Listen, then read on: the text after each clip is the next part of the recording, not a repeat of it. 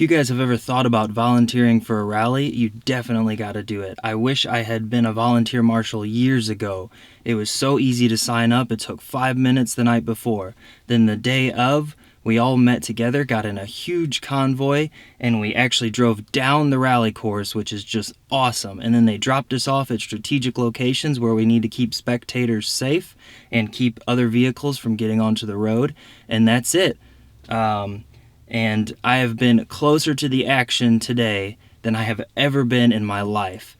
And if you guys are even on the fence a little bit about volunteering, get off that fence and sign up to volunteer at your next local rally.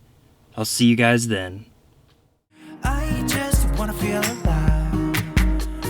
It's just what I do when I'm out, so try not to hold me down. Feel alive.